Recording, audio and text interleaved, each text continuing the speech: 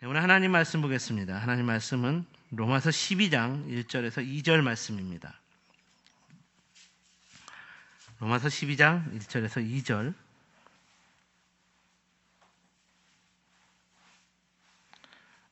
함께 읽겠습니다. 시작. 그러므로 형제들아, 내가 하나님의 모든 자비하심으로 너희를 권하노니 너희 몸을 하나님이 기뻐하시는 거룩한 산 제물로 드리라. 이는 너희가 드릴 영적 예배니라. 너희는 이 세대를 본받지 말고 오직 마음을 새롭게 함으로 변화를 받아 하나님의 선하시고 기뻐하시고 온전하신 뜻이 무엇인지 분별하도록 하라. 아멘. 오늘은 영적 예배자라는 제목으로 말씀을 묵상하게 해보겠습니다. 오늘 본문 1절을 보시면 이는 너희가 드릴 영적 예배니라는 말씀을 증거하고 있습니다. 이 말씀은 하나님의 자녀로 살아가는 저와 여러분의 삶이 하나님께 드려지는 영적 예배자로서의 삶이어야 한다는 도전을 주고 있습니다. 여러분은 교회의 핵심 가치가 무엇이라고 생각하십니까? 그리스도의 몸된 교회의 핵심 가치는 그리스도의 복음을 전파하는 것입니다. 예수님께서 모든 인간을 죄로부터 용서하여 주시고 구원하여 주시기 위한 그리스도의 사역을 완성하시기 위해 십자가의 고난과 죽음 그리고 부활의 주가 되시기까지 이 땅에 계시다가 승천하시면서 모여있는 교회 공동체에게 남긴 마지막 말씀은 너희는 그리스도의 복음을 전파하라라는 지상명령이었습니다. 예수 그리스도를 믿는 자라면 누구나 그러므로 예루살렘과 온 유대와 사마리아와 땅끝까지 이르러 복음을 전파하라는 주님의 말씀을 받은 사람들입니다. 예수 그리스도의 복음을 전파해야 하는 사명은 이 땅에서 사는 날까지 교회가 감당해야 할 교회로서의 그 존재 가치이기도 합니다. 그렇다면 이렇게 복음을 전파하기에 모인 성도들이 모인 자리에서 해야 하는 가장 중요한 이 핵심 가치는 무엇일까요? 성도들이 모인 자리에서 해야 하는 가장 중요한 핵심, 그것은 예배입니다.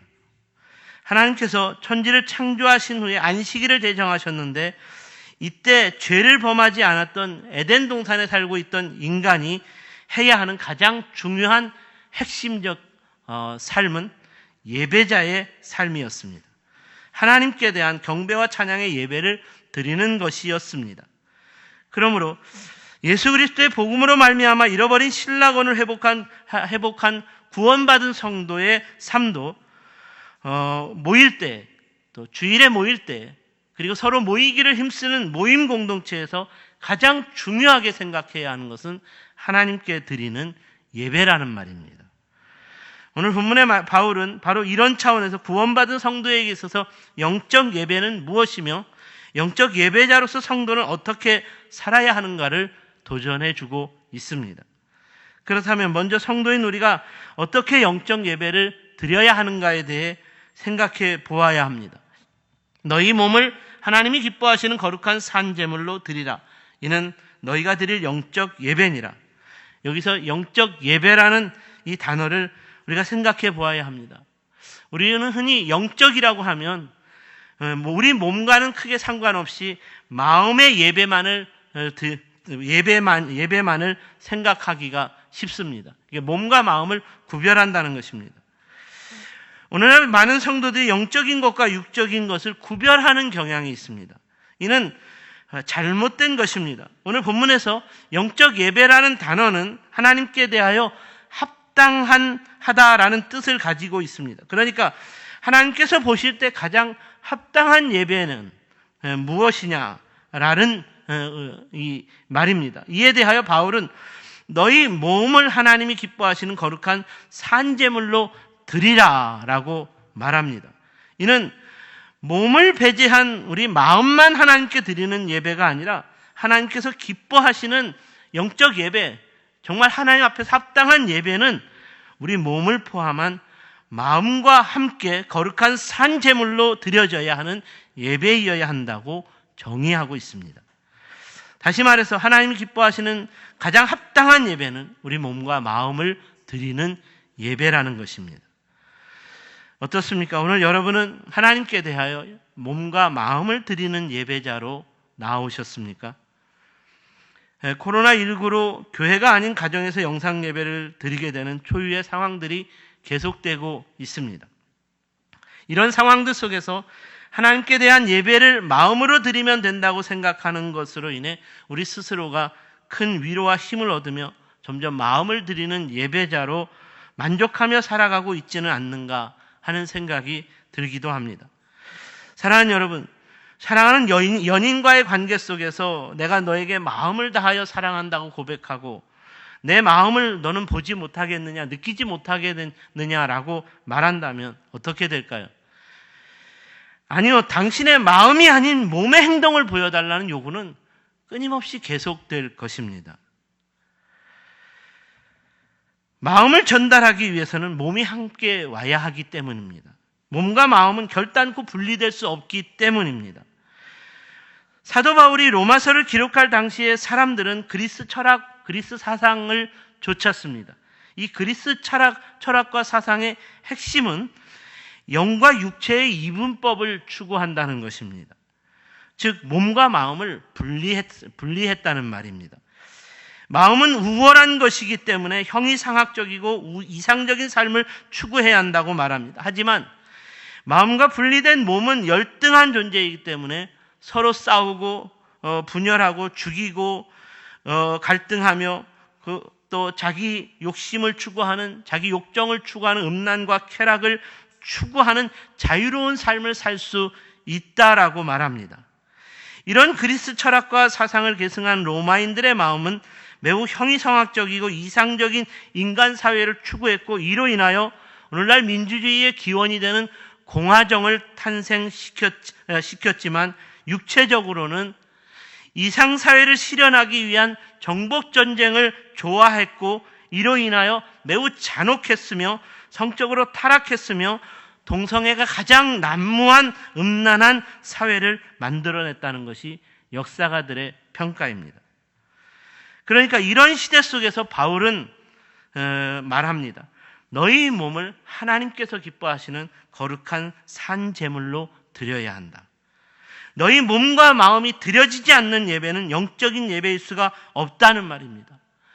마음으로는 주님을 믿고 따르겠다고 하면서 몸은 세상을 좋아하고 몸은 음란과 방종에 취하도록 내버려두고 술에 취하도록 내버려두고 그것을 즐겨한다면 영적인 예배자일 수 없다는 말입니다. 바라기는 오늘 이후로 저와 여러분의 예배는 우리 주님이 기뻐하시는 몸과 마음을 온전히 드리는 영적 예배가 되었으면 좋겠습니다. 이를 위해 거룩한 산제물로서 몸과 마음을 드리는 영적 예배자가 될 수 있기를 축복합니다. 그렇다면 이런 영적 예배자로서의 삶을 위해 우리가 어떻게 살아야 할까요? 오늘은 이에 대해서 세 가지로 생각해 보겠습니다. 첫 번째로, 영적 예배자라면 이 세대를 본받지 말아야 한다고 말합니다. 이에 대한 교훈은 본문 2절에서 찾을 수 있습니다. 너희는 이 세대를 본받지 말라. 여기서 이 세대를 본받지 말라는 것은 우리가 사는 세대의 외형적인 삶을 좋아하고 그것을 쫓는 삶을 살지 말라는 것입니다. 영적 예배자는 눈에 보이는 외형을 쫓아서 살지 않습니다. 이 세상은 눈에 보이는 것을 좋아하고 따르도록 요구합니다. 그래서 우리 눈에 보이는 좋은 집, 멋진 차, 예쁜 여자, 멋진 여자를 누구나 좋아하는 것입니다. 제가 지난주에 아내에게 멋진 남자로 보이고 싶어서 페이스북에서 홍보하는 여자라면 누구나 좋아한다는 3만 원짜리 남자 향수를 인터넷으로 구입해서 몸에 잔뜩 뿌렸더니 아내가 주책바가지라고 했습니다. 그런다고 멋진 남자로 보이지 않는다는 핀잔을 주어 아까운 향수값을 날렸다 생각했습니다. 오늘날 우리 눈에 보이는 문화는 너무나 화려하고 자극적입니다. 누구라도 우리 눈에 보이는 문화, 우리 귀에 들리는 문화, 우리 코를 자극하는 문화에 사로잡힐 수 없고 사로잡히지 않을 수 없고 좋아하고 쫓아가고 따라가고 싶을 정도로 매우 강력한 힘을 가지고 있습니다. 집에서 TV 홈쇼핑 광고를 계속 틀어놓고 그것을 보다 보면 어느덧 전화를 걸고 앉아있는 우리의 모습을 발견할 때가 한두 번이 아니지 않습니까? 참으로 오늘날 우리 눈에 보이는 외형들은 우리를 끌어당기는 강력한 힘을 가지고 있습니다. 바울이 살고 있던 로마 시대에서도 이렇게 외형의 문화가 끌어당기는 힘은 대단했습니다. 특별히 몸의 자유를 추구하는 아무런 규제가 없는 시대였기 때문에 팍스 로마나의 번영을 이룬 로마시에 각 나라의 민족들이 모여서 한 곳에 모여서 눈에 보이는 외형적인 문화의 광란의 축제가 끊이지 않았습니다. 이런 문화였기 때문에 모든 사람들이 열광적으로 그 문화를 좋아했고 그 문화를 따라갔습니다. 하지만 하나님은 영이시니 보이지 않는 분이십니다. 성도인 우리는 눈에 보이지 않는 영이신 하나님을 예배하는 사람들입니다. 다시 말해서 우리 눈에 보이는 것보다 눈에 보이지 않는 것이 훨씬 더 중요하다는 것으로 눈에 보이지 않는 거룩한 하나님의 말씀을 좇고 그 하나님을 섬기는 사람들이라는 말입니다. 그러므로 바울은 로마에 사는 그리스도인들에게 이렇게 말합니다. 너희가 진정으로 그리스도인이라면 이 세대를 본받지 말라. 그렇다면 우리에게 왜 이 세대를 본받지 말라고 말한 것일까요? 우리가 사는 이 세대는 눈에 보이지 않는 하나님을 믿지 않는 불신과 하나님을 싫어하고 대적하는 문화를 이루며 살아가고 있기 때문입니다. 사랑하는 여러분, 여러분이 진정한 그리스도인이라면 이 세대를 바라보는 영적인 눈을 바로 떠야 하는 줄로 믿습니다. 우리가 사는 이 세대가 하나님 앞에서 얼마나 악하고 부정하며 하나님 앞에서 거짓과 불의로 가득한 사단의 영에 사로잡혀 있는가에 대한 영적인 눈을 바로 뜰 수 있어야 한다는 말입니다. 진정한 그리스도인이라면 이 세대를 본받지 말라는 차원에서 눈에 보이지 않는 하나님의 눈과 마음으로 바라보는 영적인 삶을 사는 사람들이기 때문에 이 세대에 속한 정치적인 색깔론, 문화적인 어떤 삶의 추구가 그것으로 인한 성도끼리 분쟁하고 갈등하고 그리고 성도의 삶을 벗어나는 어리석음에 빠지지 말아야 합니다. 오늘 여러분은 어떤 삶을 살아가고 있습니까? 이미 눈에 보이는 것을 좇는 삶이 여러분의 마음과 생각을 지배하고 있지는 않습니까? 이미 이 세대의 사상과 문화가 여러분의 상상, 여러분의 문화로 자리 잡고 있지는 않습니까? 그래서 목사가 설교하는 영적인 마음과 생각은 도무지 내가 받아들일 수 없는 것이라고 생각하고 눈에 보이지 않는 하나님의 사상과 문화는 도무지 이 땅에서 살 수 없는 것이라고 생각하고 그냥 저 천국에 가서 그렇게 살게요. 그러며 이 세대를 본받는 삶을 고집하며 살아가고 있지는 않습니까? 오늘날의 교회와 성도들이 이런 삶에 빠져 있기 때문에 하나님께서 기뻐하시는 영적 예배를 온전히 드리고 있지 못하다는 것입니다. 이 세대를 좋아하는 눈과 마음으로 드리는 예배, 죽은 예배입니다. 오늘 예배의 자리로 나와 있지만 여전히 이 세대를 좋아하는 마음으로 드리고 있는 우리의 예배는 죽은 예배라는 말입니다. 이 세대를 본받는 자들이 하나님께 합당한 예배를 드릴 수 없다는 말입니다. 그래서 오늘 바울은 단호하게 선포합니다. 너희는 이 세대를 본받지 말라. 이는 곧 하나님께서 눈에 보이는 이 세대를 본받지 않고 오직 눈에 보이지 않는 하나님의 가치를 쫓고 눈에 보이지 않는 하나님의 말씀을 쫓는 사람들만이 하나님께 드리는 영적 예배를 드릴 수 있고 이런 하나님 영적 예배를 기뻐 받으신다는, 그래서 하나님은 온전한 영적 예배자를 찾으신다는 도전을 주고 있는 것입니다. 두 번째로, 영적 예배자라면 마음을 새롭게 함으로 변화를 받아야 합니다. 두 번째 대한 교훈도 본문 2절에서 찾을 수 있습니다. 오직 마음을 새롭게 함으로 변화를 받으라. 영적 예배자로 갖추어져야 할 것을 마음은 새롭게 함으로 변화를 받아야 한다는 것입니다. 이 말은 마음이 완전히 뒤바뀌어진 마음을 말합니다. 영적 예배자가 되려면 마음부터 완전히 뒤바뀌어져야 합니다. 바뀌어져야 합니다. 나무에게 있어서 뿌리는 가장 중요합니다. 뿌리가 죽으면 아무리 크고 잘 자란 것처럼 보여도 나무는 죽은 것입니다. 올 겨울 동안 우리 교회 입구에 측백나무가 잘 심겨져 있어서 제가 한 3년 전에 심어서 그것이 잘 자라고 잘 자라서 이 풍성하게 자란 나무로 그렇게 겉보기에는 그렇게 보입니다. 지금도 그렇게 보입니다. 그런데 뿌리가 말라 죽었다는 전문가의 진단을 받았습니다. 제가 올 겨울에 물을 열심히 주지 않아서 말라 죽었습니다. 나무에게 있어서 뿌리는 가장 중요한 것입니다. 나무에게 있어서 뿌리가 가장 중요한 것처럼 사람에게 있어서 가장 중요한 뿌리는 마음이라고 말할 수 있겠습니다. 그러니까 사람의 마음이 어떤 마음이냐에 따라서 그 사람의 영적인 삶의 생사가 결정된다는 말입니다. 뿌리인 마음이 죽어 있으면 그 사람의 영적인 삶도 죽은 것입니다. 뿌리인 마음이 살아있으면 그 사람의 영적인 삶도 살아있는 것입니다. 바로 이런 차원에서 오늘 본문의 바울은 사람의 뿌리인 마음이 새롭게 되는 것이 매우 중요하다라고 말합니다.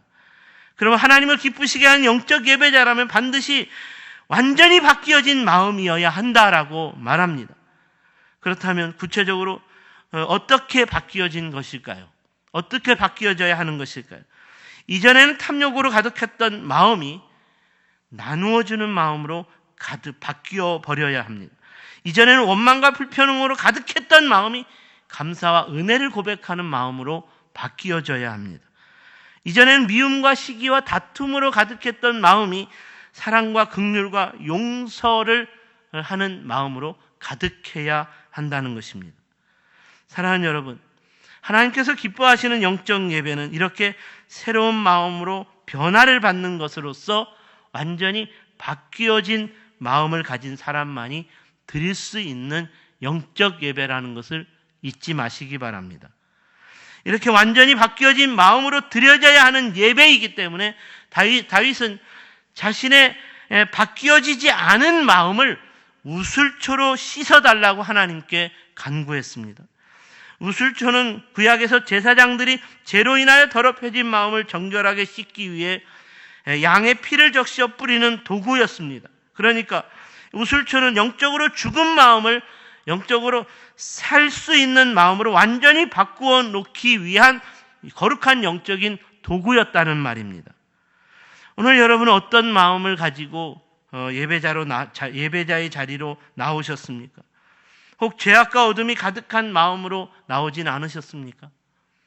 여전히 풀리지 않는 미움과 증오와 질투, 또 시기와 원망, 누군가를 적대시하는 마음을 가지고 풀지 않고 그 마음을 가지고 나오진 않으셨습니까? 용서하지 못해 갈등과 분열하는 마음으로 가득한 그 마음을 가지고 하나님 앞에 나오지 않으셨습니까? 그런 마음으로 하나님 앞에 드려지는 예배는 죽은 예배일 것입니다. 그러므로 오늘 바울은 너희가 먼저 새로운 마음으로 변화를 받아야 한다. 새로운 마음을 갖기 위해 주님께서 그 마음을 씻어주실 것을 우슬초보다 더 강력하게 마음을 바꿀 수 있는 것은 예수 그리스도의 보혈의 피입니다.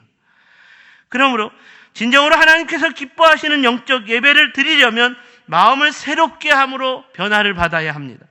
완전히 바뀌어진 마음으로 드리는 예배를 드려야 합니다. 이를 위해 변화되지 않는 마음, 여전히 변화되기를 거부하는 그 마음 가운데 예수 그리스도의 보혈의 피를 의지하시고 그러므로 새로운 마음의 변화를 완전히 바뀌어진 마음으로 무장하시고 그 마음을 가지고 하나님 앞에 합당한 영적 예배를 드릴 수 있어야 한다는 말입니다.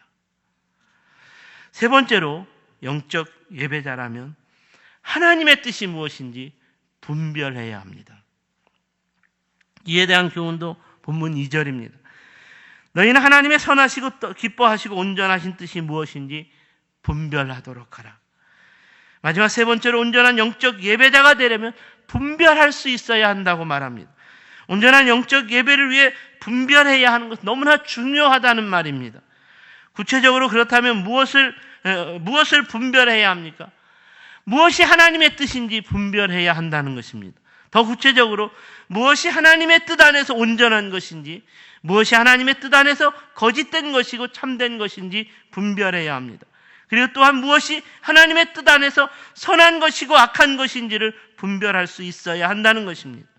무엇이 하나님께서 기뻐하시고 하나님께서 싫어하는 것인지를 분별할 수 있어야 한다는 말입니다. 이렇게 분별하지 못한다면 하나님께서 우리가 드리는 예배를 받지 않으실 것입니다. 이렇게 분별하지 못한다면 우리의 예배는 실패한 예배가 되고 말 것입니다. 성경은 우리가 읽는 구약 성경은 하나님의 뜻을 바로 분별하지 못해 실패한 예배자들의 이야기를 많이 기록하고 있습니다. 그 중에 가인과 아벨로 소개되는 예배자를 생각해 보십시오. 가인은 하나님의 뜻을 분별하지 못한 예배자로 실패했습니다. 그리고 가인은 하나님께서 자신의 예배를 받지 않으신 것에 대한 하나님의 뜻을 찾지 않았고 분별하지 않았습니다. 그런데 가인이 더 큰 실수를 한 것은 하나님의 뜻을 분별하여 성공한 예배자 아벨을 미워했고 그를 죽였다는 것입니다. 하나님의 뜻을 분별하는 예배에 실패한 자가 하나님의 뜻을 분별하여 예배에 성공한 자에게 그것을 배워야 하고 배움으로 인해서 자신도 하나님의 뜻을 분별하는 성공한 예배자가 되어야 하는데 그 성공한 예배자 아벨을 죽였습니다.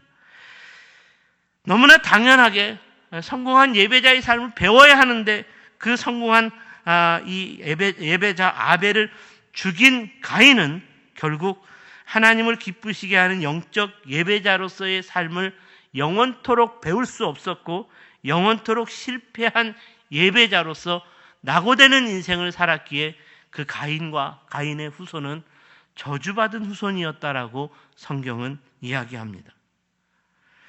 하나님의 뜻을 분별하지 못해 실패한 예배자, 어디 가인뿐이었겠습니까? 이스라엘의 초대왕 사울을 보십시오.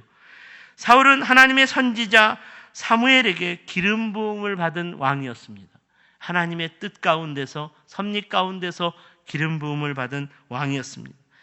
하지만 사울은 왕이 된 이후부터 하나님의 뜻을 분별하지 않았습니다. 일평생 하나님의 뜻을 거역하는 삶을 살았습니다. 결국 기름 부음을 받은 왕이었지만 하나님의 뜻을 분별하지 못해 악신에 사로잡히게 되었고 하나님의 뜻으로 새롭게 기름 부음을 받은 다윗을 증오하고 죽이려는 분노에 사로잡혀 일평생 하나님의 뜻을 분별하지 않는, 하나님의 뜻을 대적하는 실패한 예배자, 죽은 예배자로 살았습니다. 우리 예수님께서 공생의 사역을 하던 신약 시대에도 수많은 예배자들이 있었습니다.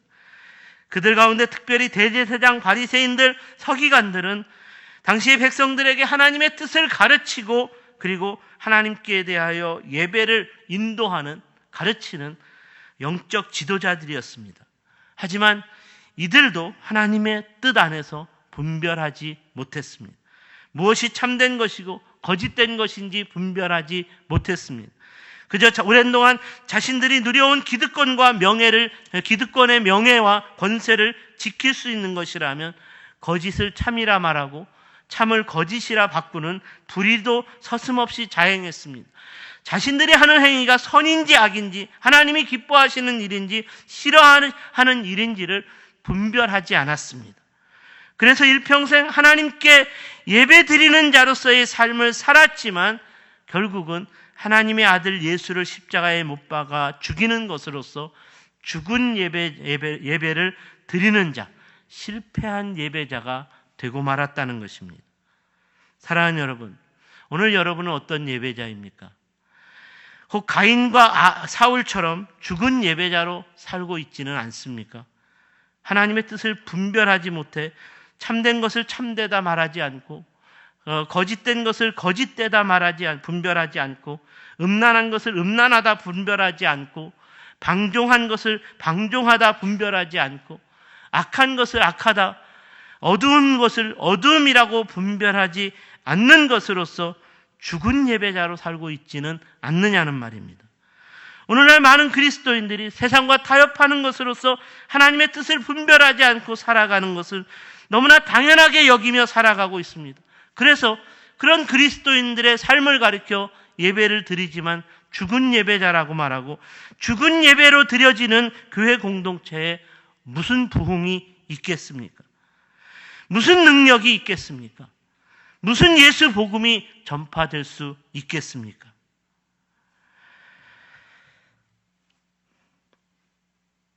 또 한 번의 죽은 예배가 어쩌면 오늘 우리 예배 가운데 반복되고 있는지도 모르겠습니다. 하나님께서 받지 않는 형식적인 예배가 오늘 우리의 예배일지 모르겠습니다. 사랑하는 여러분, 우리는 다시 한번 오늘 말씀 앞에 우리의 영적인 눈을 떠야 합니다.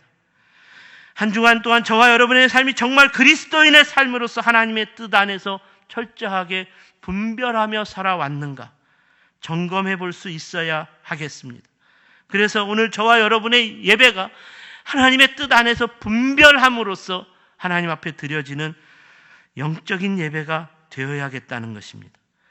하나님께 온전한 영적 예배를 드려야 하는 영적 예배자로서 항상 우리의 영적인 상태를 점검할 수 있어야 한다는 것입니다. 우리가 죽은 예배자의 모습이라면 우리는 어떻게 해야 합니까? 속히 돌이켜야 합니다. 하나님의 뜻을 분별하지 못해 죽은 예배자로 살아가고 있다면, 그래서 이 세대를 본받는 삶을 살아가고 있다면 우리는 속히 돌이켜야 합니다. 하나님의 뜻을 분별하는 삶으로 이 세대를 본받는 삶에서 속히 돌이킴으로써 오늘 바울이 이야기하는 것처럼 마음을 새롭게 함으로 변화를 이룸으로써 다시 한번 완전히 바뀌어진 마음으로 하나님의 뜻이 무엇인지를 분별하는 영적인 삶을 살아갈 것을 다짐하고 결단할 수 있어야 한다는 말입니다. 그래서 하나님의 뜻이 무엇인지를 온전히 분별함으로 날마다 하나님을 기쁘시게 하는 살아있는 영적 예배가 드려질 수 있는 저와 여러분의 영적 예배자로서의 삶이 계속될 수 있기를 주님의 이름으로 축원합니다. 기도하겠습니다.